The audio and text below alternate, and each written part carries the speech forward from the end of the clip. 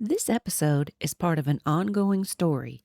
If you're new here, you might want to start with episode 1. Previously, on what happens between the scenes. Lee's black shirt lay on top of the heap. She picked it up and held it to her nose, breathing him in once again. Disgusted with herself, she stuffed the shirt under the other clothes in the drawer, hidden from her view. Damn him and his damn friendship. And now, the story continues.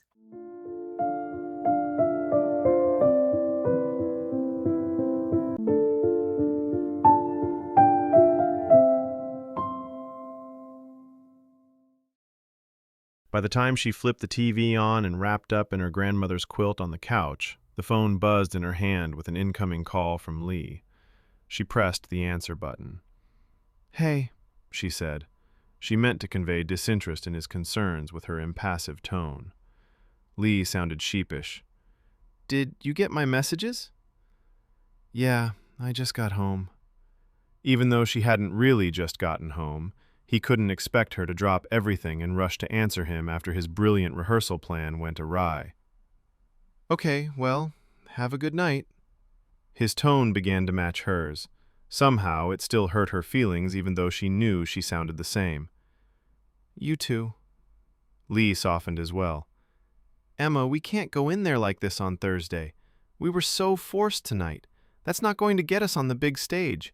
Please, don't be mad at me anymore." Emma let out a deep sigh. She didn't want to ruin their chances over petty anger. Dumb as he may have been about it, Lee hadn't intentionally set her up for humiliation. "Okay." "Okay? Yeah?" "Yeah, we'll put it behind us. But no more rehearsals there, please." "Of course. I really didn't think it would go like that. She doesn't mean to be like that. I wish you knew her before that day at the coffee shop. She's really a sweet person." Lee's words made her heart sink. His devotion to Kira never waned. Emma made no response. "Besides, you know Brent wants to replace you as Lady Jane," Lee said. This made Emma laugh, thinking about the campy way the two guys had acted out the scene right before Kira came in and ruined everything.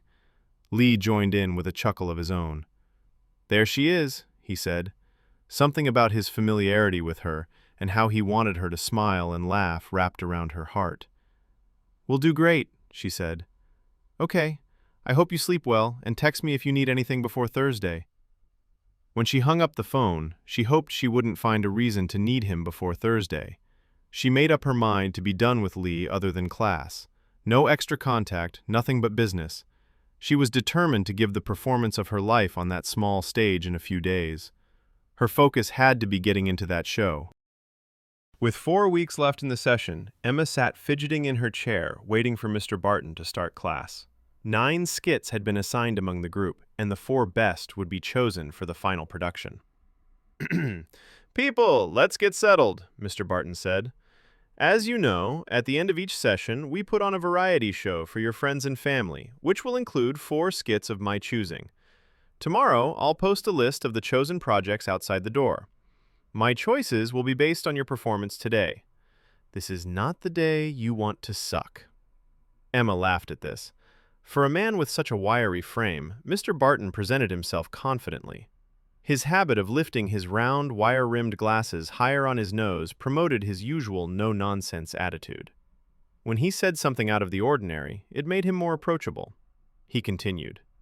"The remaining skits will continue to perform and improve in class, and we'll choose understudies from those groups for the final production." The class broke up in groups to do warm-ups and prepare for their scenes. Lee and Emma decided they should do the kiss the way they had at the end of the last class, even though they hadn't perfected it yet. If they did the rest of the act well, it would be their best shot at making it to the bigger stage. When called, they performed with certainty, giving Emma a greater hope that Springtime Sonnet would make the list. After that, she watched her peers, but she couldn't give feedback. Her mind stayed on production day. She kept picturing herself in full costume on stage with the warmth of the spotlight touching her skin. If Mr. Barton didn't choose her project, she'd be heartbroken.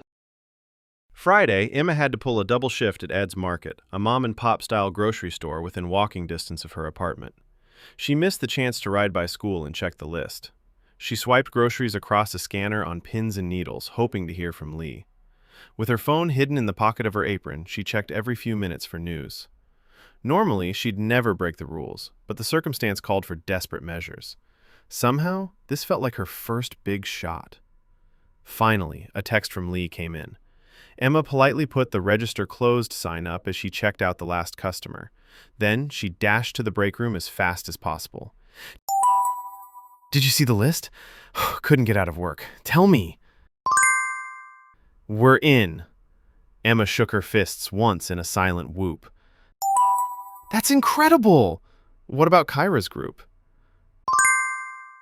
No, they didn't make the cut. Sorry." "It's cool. Let's practice this week. We have to perfect the end." "Practice where?" "She won't be there."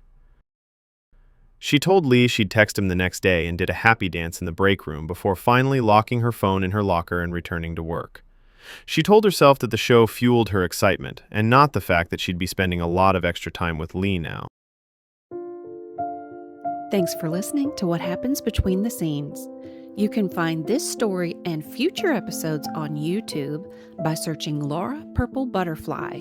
You can also find our podcast wherever you get your podcasts by searching the Purple Butterfly Archives.